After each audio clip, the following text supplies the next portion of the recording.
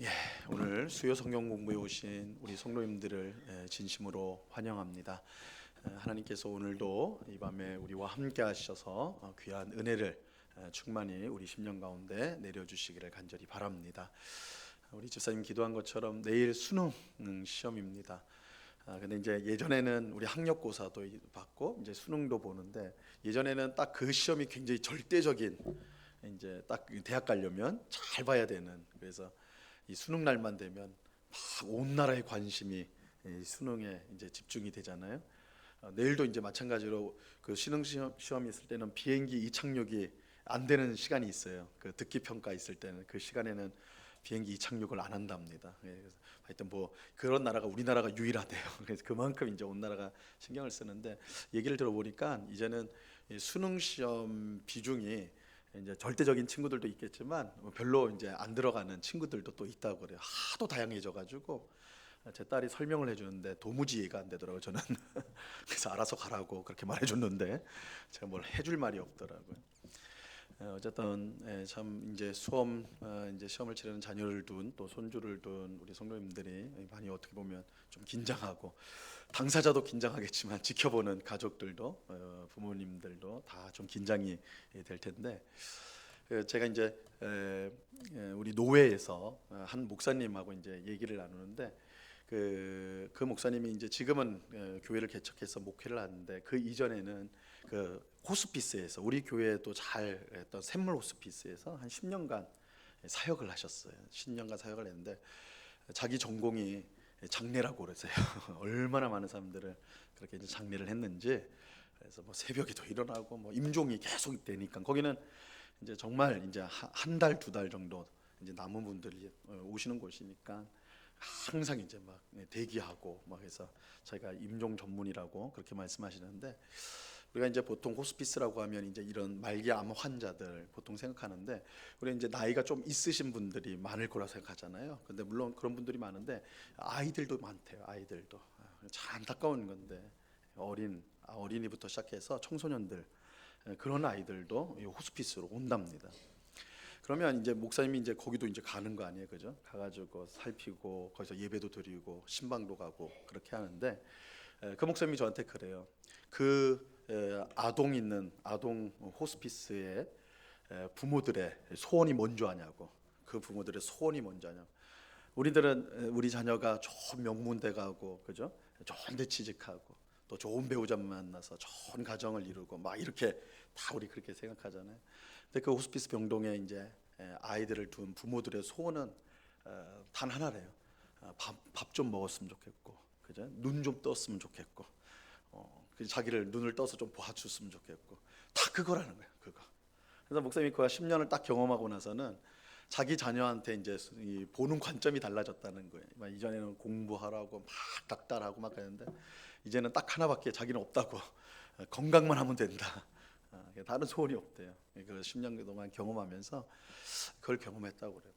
그래서 참 맞구나. 근데 우리가 이제 잊기 쉬운 거죠. 우리가 아이들 내일 시험 보고 또 대학 입시를 하고, 우리나라 사회 자체가 고도로 경쟁 사회이기 때문에 더 좋은 대학 가야지, 더 좋은 직장 가고, 더 좋은 직장 가야지 더 좋은 배우자를 만나고, 이런 식으로 되어지는 사회 속에서 살기 때문에 우리 그 자녀들이 어쨌든 그렇게 좀 되기를 바라는 것이 우리 소원이고 바람인데, 사실은 이 아이들이 건강하게 이렇게 우리 곁에 있다라는 거, 자라고 있다라는 거, 그것만으로도 얼마든지 충분히 감사할 거리다, 감사할 제목이다라는 거. 그래서 그 목사님 얘기를 들으면서 정말 그렇더라고요. 그래서 저도 제 아이한테는 별로 뭐라고 안 해요. 그래서 알아서 가라 그랬는데, 알아서 가라 그랬는데, 그렇게 건강하고 또 자기가 하고 싶은 것들 할 수 있도록 최선을 다해서, 그렇게 이제 또 자기야, 저는 그렇게 믿거든요. 하나님께서 우리를 세상에 태어나게 하실 때 다 참 부족해 보여도 뭔가 하나는 잘하는 게 있어요. 참 놀랍게도 잘하는 게 있어요. 근데 그거 안 하고 딴 거 하니까 힘든 거예요. 그죠? 자기가 좋아하고 잘하는 게 있거든요. 그걸 찾아줘야 되는데, 우리는 좀 너무 청춘연료적으로 공부에만 이게 집중이 돼 있기 때문에, 공부 잘하면 다 모든 게 다 되는 것처럼 생각을 해요. 근데 공부라는 게 사실은 굉장히 조그만 부분일 뿐이거든요. 근데 우리 사회 자체가 너무 이 공부에 집중되어 있기 때문에 우리가 좀 이제 그런 것들을 무시하기가 쉬운데, 사실은 우리 자녀들이 뭘 잘하고 하나님 주신 재능, 달란트가 무엇인지를 우리들이 이제 그걸 코치해주고 응원해주고 격려해줘서 그걸 발견하고 할 수 있도록 하는 것, 그것이 굉장히 아이들 행복을 위해서도 좋고, 우리도 그런 자녀들, 행복하게 자라는 자녀들의 모습을 보는 게 행복한 거 아니에요? 아무리 명문대 가고 좋은 직장을 다녀도 늘 인상 쓰고 스트레스 받고 고통당하는 그런 모습 본다면 그건 결코 서로 행복한 일이 아니겠죠. 그래서 내일 이제 수능 시험이 있는데 우리 마음이 좀 그랬으면 좋겠어요. 우리 기독교 우리 부모님들 또 조부모님들은 그런 좀 세상적인 이 가치관을 조금 넘어서서 우리 하나님의 관점으로 우리 자녀들을 볼 필요가 있겠다. 그래서 이 아이들이 있는 게 하나님의 선물이 얼마나 그 자체로 귀합니까? 그 아이들이 건강하게 있다면 또 그 얼마나 귀한 거예요. 꼭 공부 잘하지 않는다 할지라도 그것으로 인해 하나님 앞에 감사하고 또 이 아이를 하나님께서 어떻게 기가 막히게 인도하실까 그 기대하는 그런 우리들이 됐으면 좋겠습니다. 제가 아무리 이렇게 말해도 속으로는 딴 생각할 것 같은데 근데 시대가 많이 바뀐 건 확실해요, 그죠? 여러분들 저 세대 때만 해도 컴퓨터 게임하면 얻어 터졌어요, 부모님한테, 그죠? 너 게임해가지고 뭐가 될래? 너 게임을 하면 돈이 나와, 뭐가 나와? 근데 제가 TV를 보니까요, 그 게이머 중에 연봉이 50억이 넘는 사람이 있대요. 게임만 하루 종일 게임만 하는데 연봉이 50억이고 중국에서 스카우트 하려고 하는데 100억 준다고 그랬대요. 그래서 자기는 안 간다고 한국에서 50억 받는다.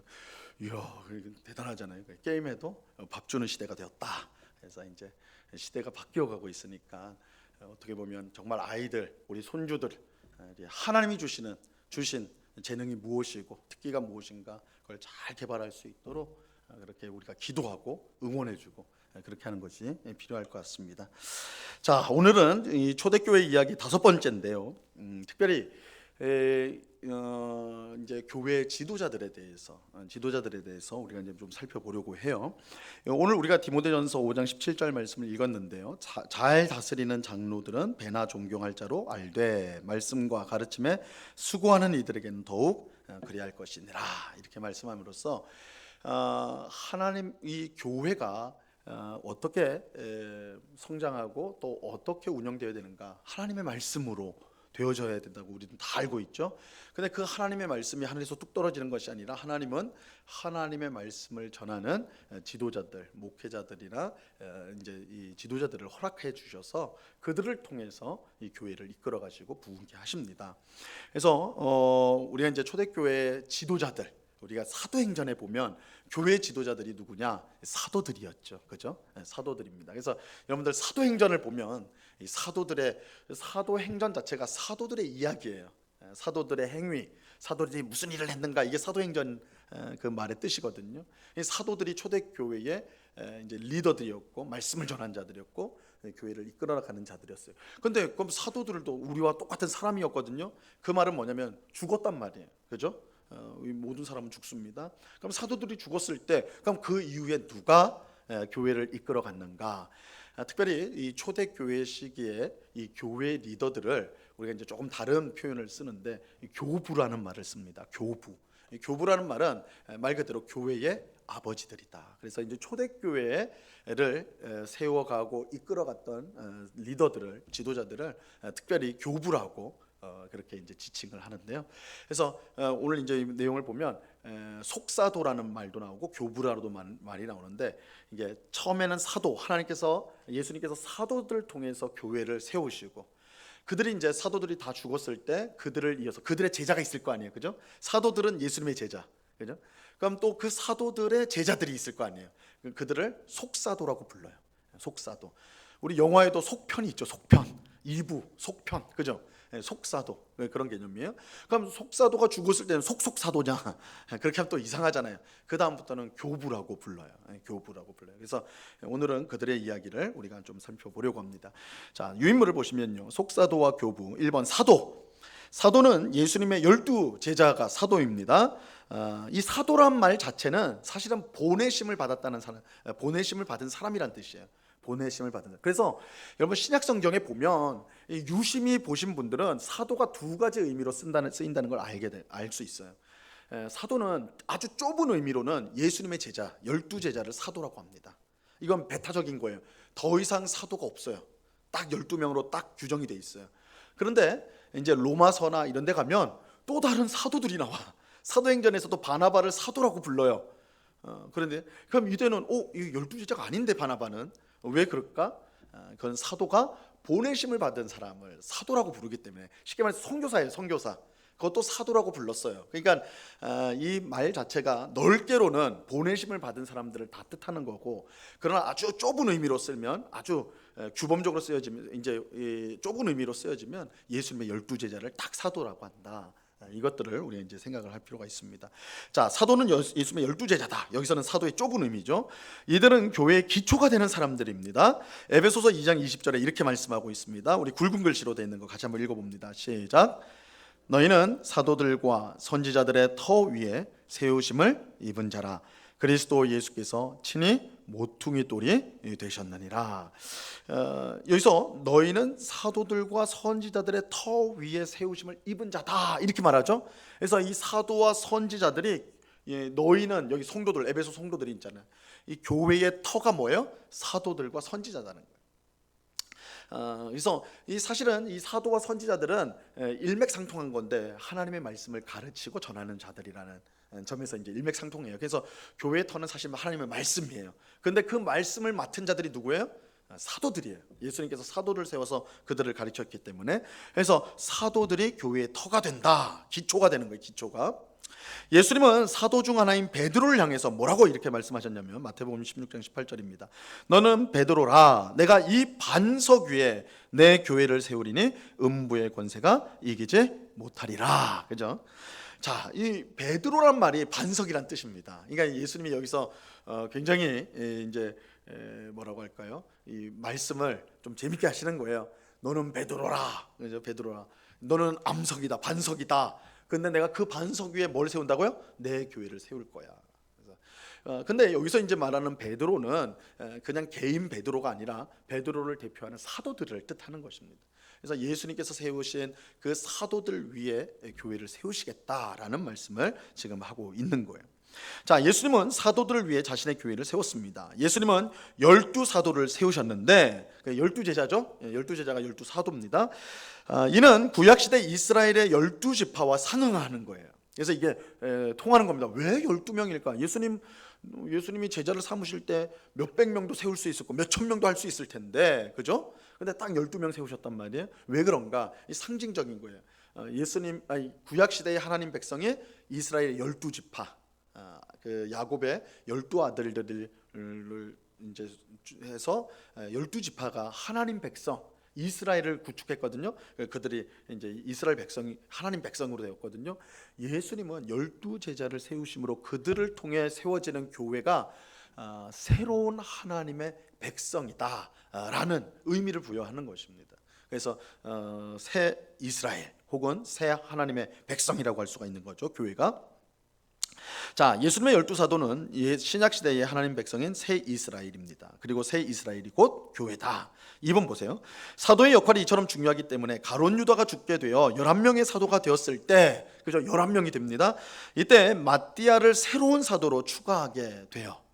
마띠아는 좀 생소하죠? 우리 베드로, 야고보, 안드레, 다 마테, 이런 거 다 이름이 예수님 12제자가 익숙한데, 마띠아는 굉장히 생소해요. 왜냐하면 사도행전 1장에 밖에 안 나오기 때문에. 근데 가룟 유다가 이제 목숨을 끊었기 때문에 한 명이 벼버린 거예요. 11명에서. 근데 이게 물론 이걸 꼭 채워야 되나 이렇게 생각할 수도 있겠죠. 근데 말씀드린 대로 왜 12명을 세웠다고 그랬어요? 이스라엘 12지파에 상응하기 위해서. 새 이스라엘 백성이, 그러니까 12명이 채워져야 되는 겁니다. 그래서 사도행전 1장에서 곧바로 마띠아를 새로운 사도로 세우게 되는 것이죠. 자, 그때 베드로가요, 사도의 자격에 대해서 말씀을 합니다. 자, 밑에 굵은 글씨를 보세요.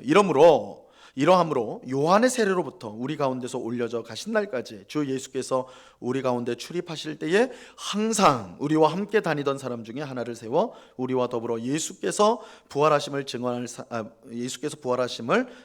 사람이 되게 하여야 하리라 하거늘. 이 사도의 조건이 여기 나와 있습니다. 사도의 조건은 뭐냐면, 예수님께서 세례자 요한의 세례를 받은 날부터 그때가 뭐냐면 예수님이 자신이 메시아로서 드러나는 최초의 사건이에요. 그래서 예수님이 세례자 요한으로부터 세례를 받은 때부터 메시아의 공적 사역을 시작하게 됩니다. 그리고 십자가에서 죽으시고 사흘 만에 부활하시고 이제 승천할 때, 그죠? 승천하는 날까지 다른 제자들과 함께 그 모든 과정을 함께 본 사람이 사도의 자격이 되는 거예요. 사도의 자격이 돼요. 그래서 궁극적으로는 예수님의 부활을 증언할 수 있는 사람이어야 하는 것입니다. 이게 이제 사도의 조건이에요. 사도적. 자, 이렇게 보면요, 자, 아주 쉬운 퀴즈를 내드릴게요. 오늘날 사도가 있을 수 있을까요, 없을까요? 오늘날에도 사도가 있다, 없다, 있을 수 있을까요, 없을까요? 이거 굉장히 쉬운 질문이라고 저는 생각하고 지금 드리고 있는 건데 있을까요, 없을까요? 아니, 이렇게 왜 자신이 없죠? 이게 제가 조건을 말씀드렸잖아요. 조건이 뭐라고 그랬어요? 예수님이 세례자 요한한테 사례 받을 때부터 부활 승천할 때까지 그 과정 속에 제자들과 함께 있었던 사람들만 제자가 될 수 있다고 그랬잖아요. 사도가 될 수 있다고 그랬잖아요. 있을 수 있어요, 없어요? 없죠, 당연히. 있으려면 어떻게 해야 돼요? 지금 나이가 2000살은 넘어야 돼요. 그죠? 적어도 그죠? 갓난아기부터 시작해야 돼. 거기서 2000년 넘어야 되는 거예요. 그 말이 안 되는 거죠. 제가 이제 이렇게 말씀드리는 거는 오늘날도 이제 신사도 운동이라고 하는 분들이 있어요. 자기들끼리 사도, 하나님께서 사도를 세웠다고 그래가지고 막 세계를 돌아다니면서 예언도 하고 막 그래요. 신사도 운동이라고 그래요. 그분들은 아직도 사도들이 하나님으로부터 직접 말씀을 들은 것처럼 자기들도 직접 계시를 받아서 예언을 하고 말씀을 전한다, 이렇게 하는 분들인데, 그분들이 놓치고 있는 게 이거예요. 사도행전 1장에서 사도의 조건이 분명하게 나와 있어요. 이 조건으로는 할 수가 없는 거예요. 그러니까 사도는 딱 이때 12명으로 세워진 거에서 끝나게 되는 겁니다. 그래서 이제 속사도라는 말을 쓰는 그 다음 제자들이라고 하지 그들을 사도라고 말하지는 않습니다. 이거 이제 우리가 잘 기억하셔요. 그래서 어디 뭐 사도가 온다더라, 여러분 교계 신문 같은데 보시면 무슨 사도가 와서 집회를 한다 뭐 이런 거 있어요. 그러면 엉터리다라고 생각하셔야 됩니다. 자, 그런데 여기에 이제 예외적인 인물이 추가가 돼요. 사실은 예외가 있습니다. 사도 바울이에요. 바울이 예외입니다. 바울은 우리 사도라고 그러죠? 사도예요, 사도. 그러니까 바울 사도라고 우리가 사도 바울이라고 말을 하는데, 이 바울 사도는 예외죠. 왜냐하면 그는 제자들과 함께하지 않았습니다. 예수님을 봤을까 학자들이 연구를 하고 있지만 회의적이에요. 이제 물론 바울도 어릴 때부터 예루살렘에서 교육을 받았습니다. 유학을 왔어요. 다소에서 태어났지만 이 예루살렘에서 어릴 때부터 지내게 됩니다. 그러니까 아마도 예수님에 대해서는 분명히 들었을 거고 실제 봤을 수도 있을 거예요. 뭐 기록에는 없지만. 그러나 이 공식적인 그런 건 없어요. 더욱이 예수님 제자들과 함께 활동한 건 있을 수가 없는 거예요. 왜냐하면 핍박자였잖아요. 우리가 보면 핍박자였거든요. 그러니까 이 바울이 사도가 된 건 굉장히 예외적인 겁니다. 자, 사도 바울은 다메섹으로 가는 길에서, 그것도 왜 가는 거예요? 다메섹에 핍박하러, 교회 없애려고, 성도들 잡아오려고 가는 길이었어요. 그때 부활하신 예수님을 길에서 만나게 되죠. 그리고 그때 사도로 부르심을 받았습니다. 그는 예수님의 부활을 증언했지만 그는 부활을 증언할 수는 있었어요. 왜요? 부활하신 예수님을 만났으니까. 그가 회심을 한 건, 그가 핍박자에서 복음을 전하는 사도가 될 수 있었던 것은 부활하신 예수님을 직접 만났기 때문에 그렇습니다. 예수님을 만났으니까, 부활하신 예수님을 내가 만났으니까 부활하신 예수님을 증언은 할 수 있어요. 그러나 그 앞 자격이 안 되는 거죠. 제자들과 함께 했다는 게 그게 안 되는 겁니다. 자, 예수님이 그런 바울을 사도로 부르신 것부터 참으로 놀라운 일이죠. 굉장히 예외적이면서 놀라운 일이에요. 그런데 바울의 경우는 왜 그렇게 예외적인가? 이방인 선교를 위해 세웠기 때문이다. 우리가 그렇게 이해를 할 수가 있을 것 같아요. 예수님의 제자들은 다 유대인들이에요. 유대인들입니다. 물론 바울도 유대인이지만 이 바울의 고향은 다소예요. 이제 디아스포라 유대인, 외국에서 태어나서 예루살렘으로 유학 온 사람이에요. 그래서 예수님께서 이 바울을 사도로 부르심으로써 이방인 선교를 그렇게 하게 됩니다. 그래서 바울은 자기 정체성이 분명했어요. 베드로나 야고보나 요한은 유대인 선교로 하나님 부르셨고 예수님 부르셨고, 나는 이방인의 사도다, 이 인식이 분명했습니다. 그래서 로마서 11장 13절 나는 이방인의 사도다, 그렇게 말을 해요. 그리고 갈라디아서 2장 9절은 베드로와 야고보는 유대인에게, 나는 이방인에게로 간다, 이 표현이 들어 있습니다. 그래서 그런 특이점이 있다는 거. 그래서 바울은 조금 독특한 사도다, 이렇게 말할 수가 있어요. 3번, 사도행전은 제목 그대로 사도들을 통해 초대교회가 세워져 가며 복음이 전파되는 이야기입니다. 전반부, 이제 사도행전의 전반부 부분은 베드로가 대표자예요. 베드로. 그래서 베드로 이야기가 이제 중심으로 해서 유대인들에게 복음이 전파되는, 물론 베드로도 이방인에게 복음을 전하죠. 고넬료에게 복음을 전하는 일도 합니다. 그러나 유대 중심으로, 이스라엘 중심, 유대인 중심의 선교가 이루어지고, 이제 사도행전 후반부는 인물이 바뀌어요. 주인공이 사도 바울입니다. 그래서 사도 바울이 1, 2, 3차 전도 여행, 선교 여행을 통해 가지고 소아시아, 오늘날 터키, 투르키의 지역부터 시작해서 유럽으로 넘어가서 복음을 전하는 이야기가 사도행전 후반 16장부터 이야기거든요. 그래서 복음이 이제 이방인들에게 본격적으로 전파되는 이야기가 나옵니다. 이처럼 사도들은 초대교회의 터로서의 역할을 하였습니다. 그리고 사도들의 순교와 죽음 이후에 그들의 제자들이 계속해서 이제 초대교회를 이끌었는데, 사도들의 가르침을 직접 받은 제자들을 특별히 속사도라고 그렇게 부릅니다. 속사도라고 부르고, 이 속사도를 잇는 사람들을 교부, 교회의 아버지다, 어떻게 보면 교회 개척자들이다, 뭐 이렇게 할 수도 있겠죠. 교회의 아버지들이다, 교부라고 부릅니다. 그래서 여러분들이 이제 교회 역사책을, 초대교회 책을 보시면 이 교부라는 말이 나와, 속사도라는 말도 나오고 교부라는 말이 나오는데, 이건 초대교회 지도자들을 가르칠 때 쓰는 말이다 할 수가 있습니다. 자, 먼저 속사도를 우리가 살펴보죠. 속사도는 예수님의 제자들의 제자들이에요. 제자들의 제자들. 그래서 여러분 베드로가 설교를 할 때 어떻게 했을까요? 베드로가 설교를 할 때 성도들한테 이 강단에 서가지고 설교할 때 뭐라고 할까요? 예수님이 저에게 이렇게 말씀하셨어요. 딱 이렇게 할 거야. 베드로야, 베드로야, 내가 너가 나를 사랑하느냐? 요한복음에 21장에 있는 말씀. 저는 모르겠습니다. 막 이렇게 하잖아요. 주께서 하시나이다, 막 이렇게 하잖아요. 그때 저는 그렇게 말했는데 예수님이 또 한 번 물으시고, 그래서 3번 물으시고, 막 이렇게 해서 주님께서 저에게 말씀하셨다, 주님께서 우리가 모여 있는 자리에서 말씀하셨다, 이렇게 설교를 했을 거예요. 이야, 예수님의 말씀을 직접 들은 사람이 말을 하는 거예요. 그죠? 그러니까 그 권위라는 건 이루말할 수 없는 겁니다. 예수님이 하시는, 예수님이 옆에서 병든 자들을 고치시고 죽은 자를 살리는 거를 제자들, 내가 그때 예수님 옆에 있었는데 예수님이 죽은 자의 손을 잡고 일어나라 하니까 죽은 자가 살아납디다, 이렇게 되는 거예요. 그럼 성도들이 어떻게 했겠어요? 졸지 않았겠죠, 그죠? 박수 막 치면서 아멘 할렐루야 했겠죠. 얼마나, 그죠? 이 사도들의 말은 굉장히 권위가 있는 거예요. 근데 이 속사도들은 그럼 어떻게 했겠어요? 예수님이 이렇게 말씀하시는 것을 저희 스승님이 들으시고 제가 그 말을 듣고 지금 말을 합니다, 이렇게 되는 거예요. 한 번 더 거치는 거죠, 그죠? 그래도 내 스승님이 예수님과 같이 있었던 사람, 그죠? 제 스승님이 베드로 사도랑 요한 사도와 함께 이렇게 했습니다. 제 스승이 사도 바울 선생님한테, 사도 바울에게 안수를 받아서 목회자가 됐, 이런 식이 되는 거예요. 그러면 이 속사도도 그 말의 권위가 굉장한 것이죠. 예수님 걸 직접 본 사도의 직접 제자니까, 그죠? 이제 그들의 말은 굉장히 권위가 있었습니다. 자, 속사도들은 큰 핍박 가운데 있는 교회를 이끌었으며 대부분의 속사도들은 순교를 하게 됩니다. 그러니까 그들의 이 믿음이란 게 얼마나 대단했는가. 대체적으로 사도들의 가르침에는 독창성과 깊이가 부족하고 교훈이 빈약하며 명확성이 떨어졌습니다. 이거 왜 이래 안 좋게 얘기를 하나? 이건 좀 어쩔 수 없는 부분이 있어요. 왜냐하면 사도들은 예수님부터 직접 가르침을 받은 사람들이에요. 하나님의 아들로부터 가르침을 받은 사람들이에요. 근데 그 받은 것을 그 제자들한테 알려줄 때는 그 사도들이 아무리 대단한 사람이라도 예수님만큼 그렇게 가르칠 수 없는 거잖아요, 그죠?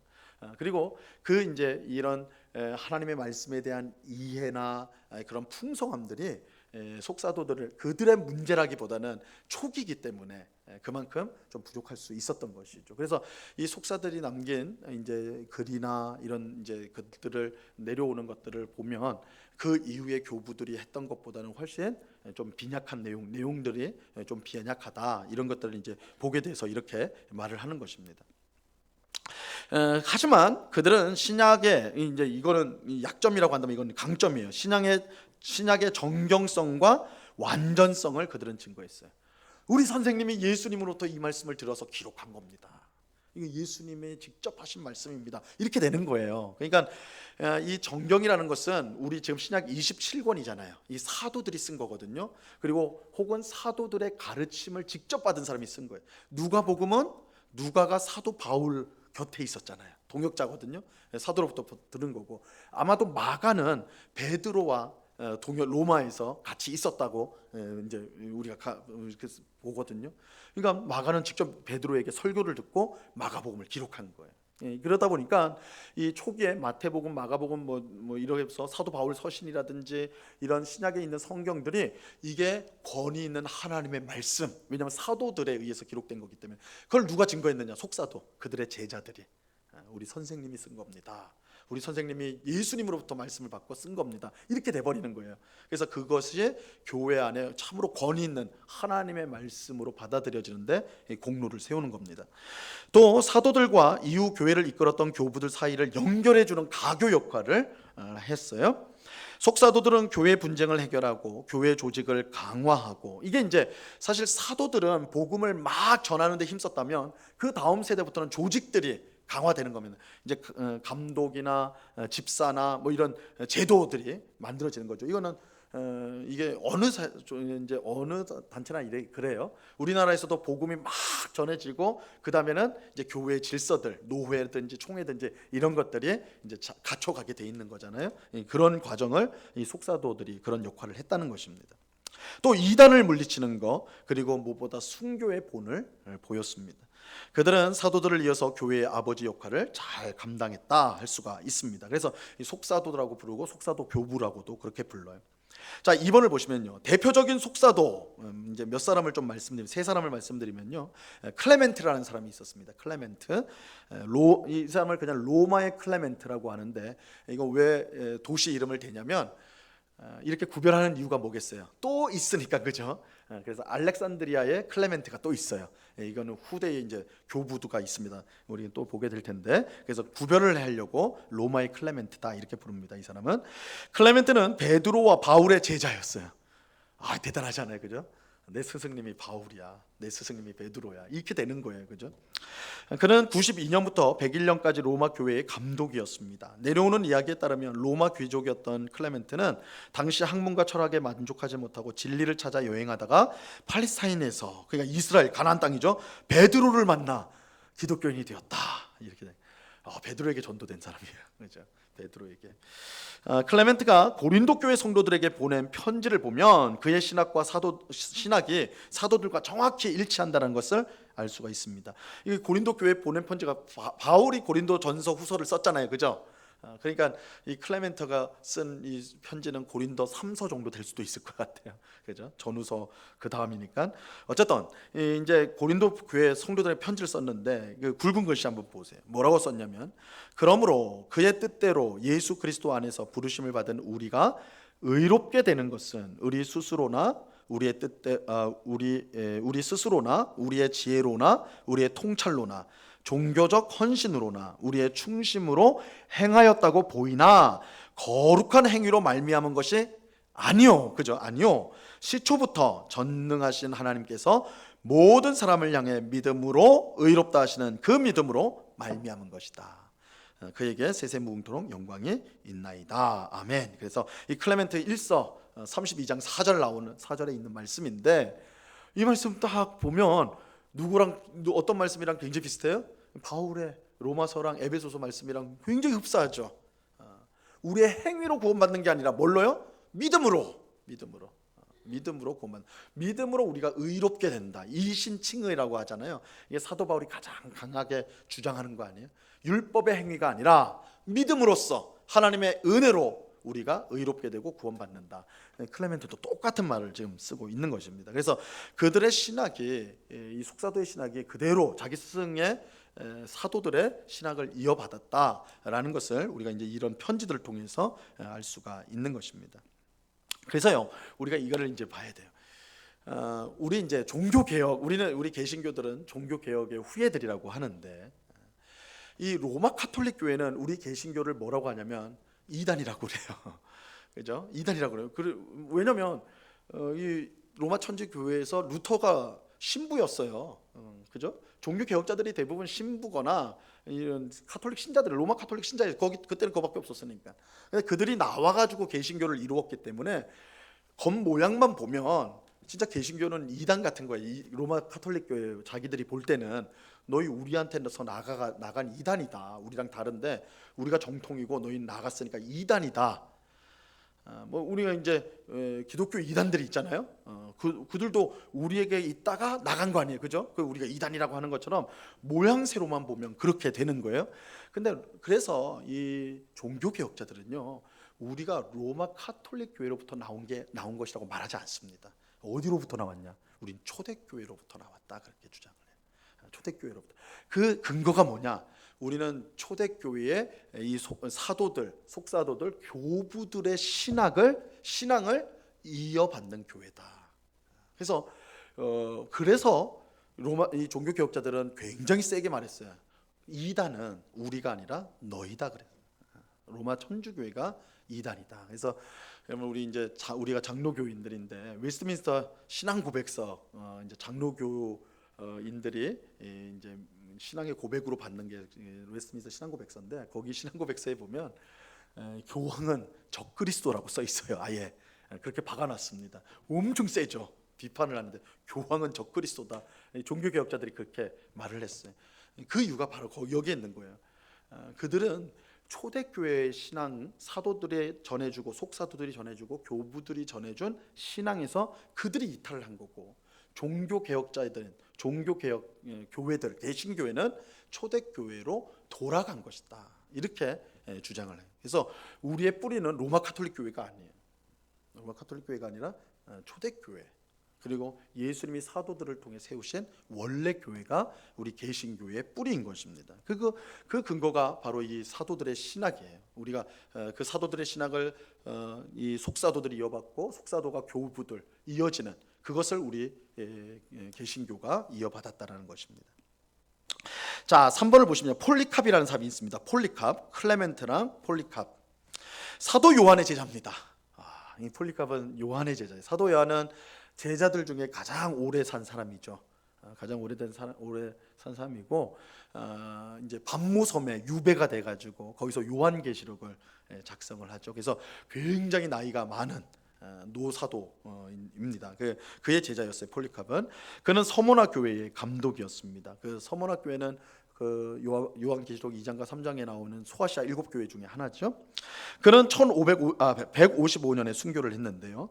그는 교회 내 이단자들을 적극적으로 반대하며 성도들을 바른 길로 이끌기 위해 힘썼습니다. 그의 순교 이야기는 초대교회에 잘 알려져 있는데 그의 순교 이야기가 책으로 있어요. 기록되었어요. 폴리캅은 자신을 잡으러 오는 사람들을 피해서 도망가지 않고 오히려 기다렸습니다. 신앙, 그러니까 이 속사도들은 이제 이 자신들의 신앙을 목숨으로 지켰습니다. 그래서 이 폴리캅도 도망가지 않았어요. 물론 나이가 많았어요. 이때 86세였기 때문에 이미 연세가 많아서 그런 것도 있었겠지만 도망갈 수 있었음에도 불구하고 도망가지 않았습니다. 그는 잡으러 온 사람들에게 음식을 제공하면서 조금만 기다려 달라고 요청을 했어요. 음식 주면서 조금만 기다려 주십시오. 야, 이거 좀 되게 특이하죠. 원래 잡으러 오면 도망가야지 마땅한데 그냥 있었고 근데 음식까지 대접을 해주는 거예요. 그리고 잠시만 기다려 달라고.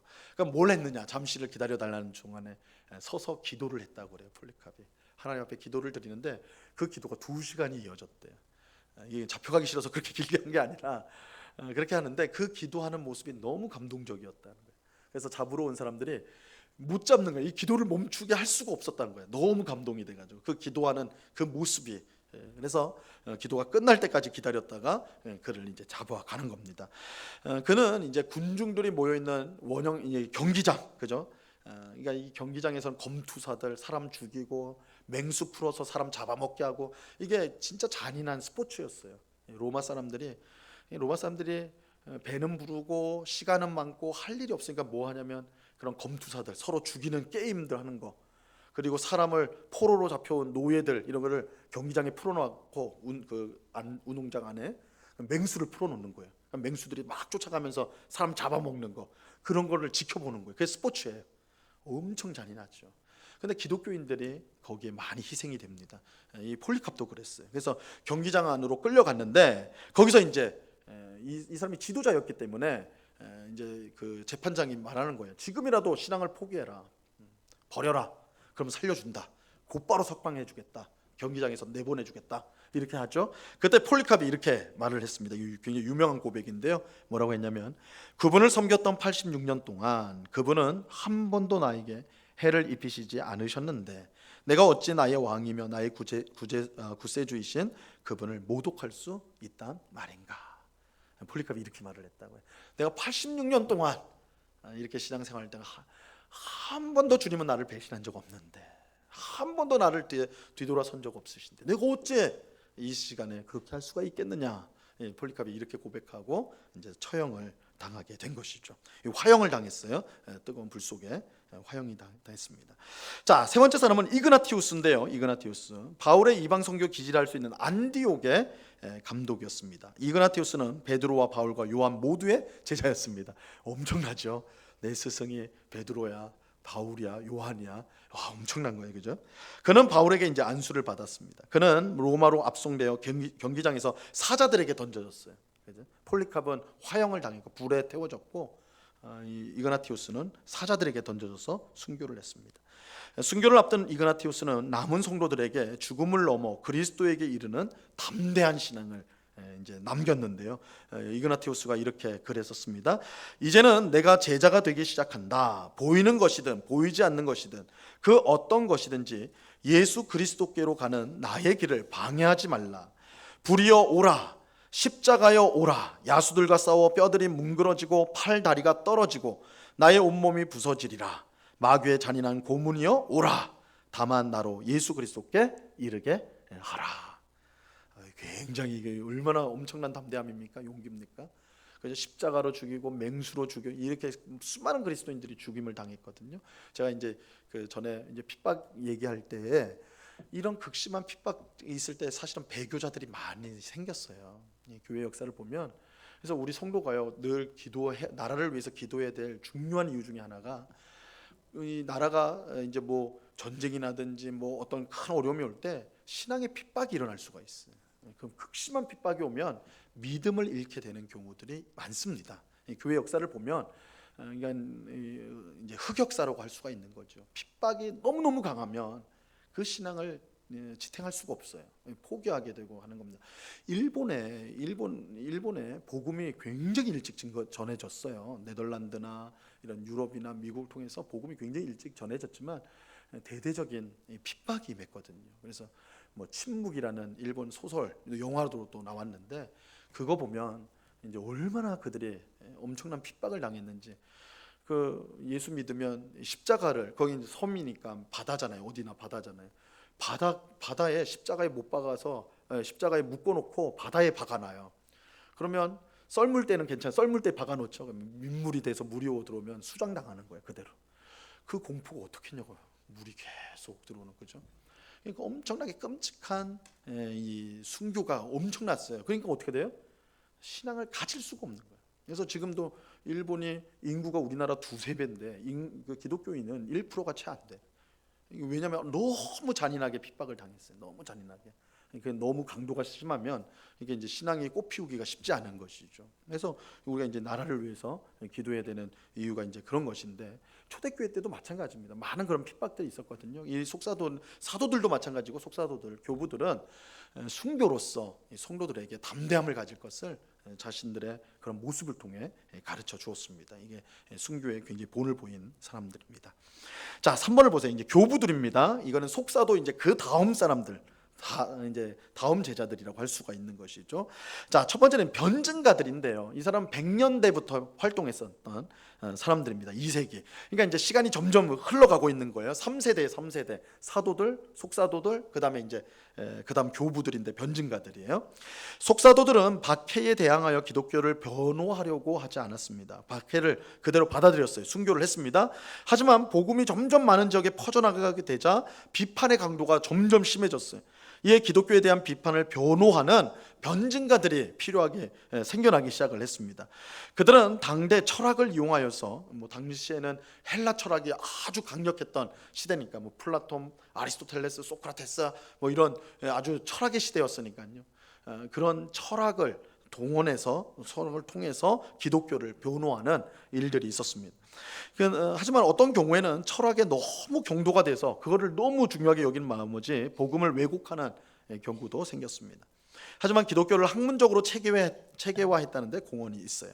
자, 가장 대표적인 변증가가 순교자 저스틴이라는 저스틴, 유스티누스 이렇게 이제 발음이 조금씩 달라요. 이게 여러분 이 교회 역사책을 보면 이게 표기마다 이제 이게 영어로 하면 이게 아마 영어로 저스틴이라고 할 거고, 이제 그 원래 이름이 히브리어 아니 라틴어를 읽으면 유스티누스가 될 거고, 그래서 조금씩 달라요. 근데 어쨌든 순교자 저스틴 있습니다.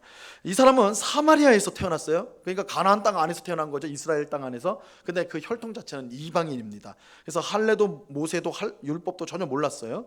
그는 헬라 철학을 배우면서 진리에 대한 목마름을 해소하기 위해 고대 철학에 열중을 하였습니다. 그러던 중 어느 날 해변가에서 어떤 경건한 노인을 만나요. 경건한 노인을 만나는데, 신자죠. 성도를 만나요. 노인은 헬라 철학에 빠져있던 저스틴에게 구약 예언자들의 말씀을 인용하면서 진리를 가르쳤습니다. 구약 성경을 가르쳤던 거예요. 노인이 전한 말의 핵심은 구약 선지자들이 예언한 그리스도가 오셔서 예언된 내용을 모두 성취하셨기에 그를 믿어야 한다. 그분이 예수님이라는 거죠. 노인의 말은 저스틴에게 큰 영향을 미쳤고 그는 구약 성경과 복음서를 읽었습니다. 그는 노인과 만남에 대해서 이 저스틴이 쓴 책 중에 하나가 유대인 트리포와의 대화가 있거든요. 거기에 보면 이렇게 써 있습니다. 그 순간 내 영혼이 불붙는 것 같았습니다. 저는 선지자들에 대한 열망, 그리스도의 친구들을 알고 싶은 열망에 사로잡혔습니다. 노인의 말을 듣는 가운데 그분이야말로 참된 철학을 하고 있다고 느꼈습니다. 이렇게 이제 자기의 심경을 이렇게 기록을 하였습니다. 이 저스틴은 마침내 이제 기독교인이 되었고요. 저스틴은 그리스도를 당대의 지식인들에게 설명하기 위해 변증서를 많이 썼습니다. 그래서 저스틴은 변증서 1, 2를 썼는데, 그는 로마에 가서 철학학교를 세웠고 철학을 가르치며 기독교를 변증하였습니다. 그는 헬라 철학을 가지고 와서 그리스도를 전했습니다. 그는 위대한 헬라 철학자인 플라톤과 소크라테스를 기독교인으로 보았어요. 이거 이상하죠. 왜 그러냐면 이 당시 그러니까 저스틴뿐만 아니라 당시는 철학의 시대였습니다. 그래서 철학이 진리를 탐구하는 것이기 때문에, 그래서 이 위대한 플라톤이라든지 소크라테스라든지 아리스토텔레스라든지 이런 사람들이 참 지혜를 갖고 있다. 그래서 그런 의미에서 이 진리를 갖고 있는 사람들은 다 기독교인이다, 이렇게 생각을 한 거예요. 그러니까 이거 오늘날 우리 생각하고는 완전히 빗나가는 것이죠. 그러니까 우리가 이제 초대교회를 굉장히 이제 우리 신학을 체계화하고 세우는데 든든한 역할을 하긴 했지만 이렇게 어긋나가는 게 있어요. 오늘은 아니고 다음 시간에 이제 오리겐이라는 사람을 우리가 볼 텐데, 이 사람 더욱 좀 기가 막힌 이야기를 많이 해요. 그래서 나중에는 결국 이단으로 그걸 이제 파문을 당하게 되는데, 초대 교부 가운데는 이런 신학적인 문제점들이 드러나는, 여기에 이제 철학을 너무 중요시 여기다 보니까 그런 일들이 일어나는 것을 보게 됩니다. 그는 로마 황제와 그의 백성에게 기독교를 변증하기 위한 책을 쓰면서 기독교인들은 참된 철학을 가진 자들이며 모든 만물의 창조자이신 하나님을 경배하는 사람들이라고 썼습니다. 저스틴은 훌륭한 변증가였지만 이교 철학의 가치를 성경 진리만큼 높였다는 점에서 지나쳤다라고 알 수가 있는 것이죠. 자, 두 번째는 이제 이레니우스라는 사람이 있습니다. 이레니우스, 이 초대교회의 변증가로 초기 기독교 신학을 발전시키는 데 큰 공헌을 했던 사람입니다. 그는 사도 요한의 제자였던 폴리캅의 제자였어요. 제자의 제자, 그죠? 교부였습니다. 그래서 그의 대표 작품은 이단들에 대해서, 혹은 이제 이거를 줄여서 이단 논박이다. 이레니우스의 이단 논박 혹은 이단에 대해서 유명한 책입니다. 이 책은 영지주의 이단을 비판하고 정통신학을 고수한 책으로 유명해요. 그는 어릴 때부터 폴리캅에게 교육을 받아 경건과 학문을 발전시켰습니다. 폴리캅은 제자인 이레니우스를 프랑스 리옹으로 보내게 되는데, 그곳에는 신비주의 이단이었던 몬타누스를 따르는 사람들이 많았습니다. 혹시 기억하시는 분이 있을지 모르겠는데 우리 이단 문제 다룰 때 초대교회 이단 중에 몬타누스라는 사람이 있었어요. 이 몬타누스라는 사람은 두 명의 여자 예언자들과 함께 성령이 직접 나한테 말한다, 자신이 성령이다라고까지 주장을 했죠. 그래서 직통계시를 주장했고, 어떤 한 도시에 이제 새 예루살렘이 내려온다, 그래서 거기 세상의 것들 다 포기하고 우리 거기 모여 있어야 된다, 이렇게 이제 주장했던 이 신비주의자 또는 이제 종말, 임박한 종말을 주장했던 사람이 이 몬타누스입니다. 몬타누스. 근데 이 이레니우스가 리옹이라는 지역에 갔더니 이 몬타누스 주의에 빠진 사람들이 너무 많았다라는 거예요. 그래서 그 이단에 대항하기 위해서 이 책을, 이단 논박, 이단들에 대해서라는 책을 이제 10년 동안 쓰게 돼요. 10년 동안 5권짜리 책이라고 합니다. 이 책은 영지주의자들의 오류를 비판하고 사도들의 가르침에서 믿음의 규율, 기독교 근본 교리라고 할 수 있죠. 믿음의 규율을 찾을 수 있다. 그래서 선지자들, 구약 성경과 신약에서 기독교의 가장 중요한 믿음의 규칙들을 발견할 수 있다라고 강조를 합니다. 또 말시온에 반대하면서 예수님의 말씀 속에 구약의 가르침이 포함되어 있다는 것을 강조합니다.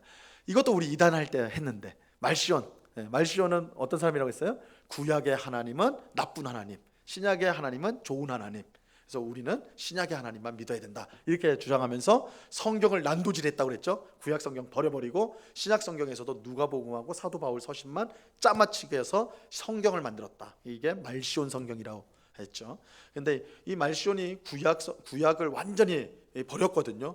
근데 이레니우스는 이 하나님의, 우리의 믿음의 규칙이 구약과 신약 모두에 들어있다, 그래서 신구약을 하나님 말씀으로 받아야 된다는 사실을 명확하게 가르쳤습니다. 그리고 몬타누스의 종말론에 반대하여 그 성경의 바른 종말론들을 가르쳤습니다. 그래서 이러한 일들을 이레니우스가 하였습니다. 이제 마지막으로 알렉산드리아의 클레멘트. 아까 어디에 클레멘트가 있었죠? 로마의 클레멘트가 있었죠. 그러니까 이제 속사도고 그 밑에 이제 그 다음 세대입니다. 이 사람은 알렉산드리아에서 활동을 했기 때문에 알렉산드리아의 클레멘트라고 부릅니다. 이 사람은 기독교 윤리와 기독교인의 삶을 강조한 교부인데요. 그의 제자인 오리겐도 마찬가지였습니다. 우리 다음 주에 오리겐에 대해서 좀 보겠는데, 그는 이교도 저자들과 기독교 저자들의 글을 인용하여 글을 쓸 수 있었던 보기 드물게 박식한, 아주 지식이 많았던, 뛰어났던 사람이었어요. 하지만 그의 신학은 정통신학과는 거리가 멀었습니다. 그는 철학을 너무 강조한 나머지 철학으로 기독교를 이해할 수 있다고 보았습니다. 그는 기독교 계시를 과학적 신학으로 바꾸는 데 관심이 있었고요. 그는 대중성을 위해, 그러니까 많은 사람들에게 이제 잘 접근하기 위해서 문학과 철학으로 신앙을 소개하려고 했고, 이는 결국 하나님 말씀의 권위를 떨어뜨리는 결과를 초래하게 됩니다. 그래서 클레멘트도 문제였고, 근데 이제 그의 제자인 오리겐은 더 한 발쭉 나가서 스승보다 더 일치월장해서 이단의 길로 가버리는, 그래서 나중에 이단 파문이 되거든요. 근데 이 오리겐도 굉장히 이단임에도 불구하고 중요하게 여겨지는 것은 그의 공로가 굉장히 큰 일을 했기 때문인데, 그 내용들은 우리가 이제 다음 주에 보도록 하겠습니다. 이렇게 해서 이 사실 몇 사람들, 이제 중요한 사람들이에요. 그래서 아주 간략하게 이제 한 건데, 이 사람들의 이름 정도는 알아두면 은곡교회는 굉장히 훌륭한 교회구나. 이렇게 이게 이제 교회 여러분이 관심 있어서 이제 서점에 가서 기독교 역사에 대한 책을 보시면 이 인물들이 다 등장할 겁니다. 그만큼 이제 아주 손꼽히는 대표적인 교부들을 명단입니다. 그래서 이러한 내용들은 사실은 성경에 없는 거죠. 왜냐하면 성경 후 시대이기 때문에. 근데 그 성경 후 시대를 우리가 이제 배우는 이유는 이 성경의 사도행전의 내용들을 우리가 당연히 하나님 말씀으로 배워야 되겠지만, 그것이 펼쳐지는 역사적 현장들이 초대교회의 현장이고, 사실은 오늘날 우리가 반복되게 이제 고민해야 되고 또 문제가 되어지는 것이 이 초대교회 때 다 발생하게 됩니다. 그래서 우리가 초대교회 이야기를 살펴보는 것은 오늘날과 상관없는 그 당시는 이랬구나 정도가 아니라, 사실 오늘 우리의 모습을 돌아보게 하는데 아주 굉장히 중요한. 그래서 제가 중간에도 말씀드렸지만 종교 개혁자들은 자신들의 초대교회로부터 연결을 시킵니다. 중세교회가 아니라, 로마 카톨릭 교회가 아니라 초대교회를 초기로 이 연결을 하거든요. 그런 의미에서 우리 개신교도들에게도 이 초대교회는 너무나 중요한 역사다 할 수가 있고, 거기에 이제 대표적인 사람들이 누구였는가, 어떤 주장을 했고 어떤 삶을 살았는가 간략하게 오늘 우리가 함께 살펴보았습니다. 같이 기도하고 마치겠습니다. 하나님 아버지, 감사합니다. 예수님께서 12제자를 세우시고 그들을 사도로 세워 교회의 터를 이루고 초대교회가 그 터 위에서 성장하게 하셨습니다. 그리고 그들의 사명을 마치고 하나님 나라에 갔을 때 그들을 이어서 속사도들이 활동을 하였고, 또한 시대가 흘러서 그들의 제자들인 교부들이 일어나서 초대교회를 든든히 세워가는 과정을 보게 됩니다. 이 초대교회를 우리가 함께 배우는 것은 그때의 문제와 그때의 어려움이 오늘날에도 여전하고, 또한 그때 가졌던 그 귀한 신앙이 오늘날에도 우리에게 똑같이 필요하기 때문입니다. 이 시간을 통해서 이 초대교회 이야기를 통해서 우리에게 주시는 하나님의 뜻과 또한 교훈들을 우리 마음속에 잘 새길 수 있는 시간 되게 하옵시고, 그래서 오늘 우리가 하나님 앞에서 어떻게 살아야 될지를 깨닫게 되는 귀한 은혜를 경험하는 주의 백성들 되게 하여 주시옵소서. 감사하며 예수님의 이름으로 기도드리옵나이다. 아멘.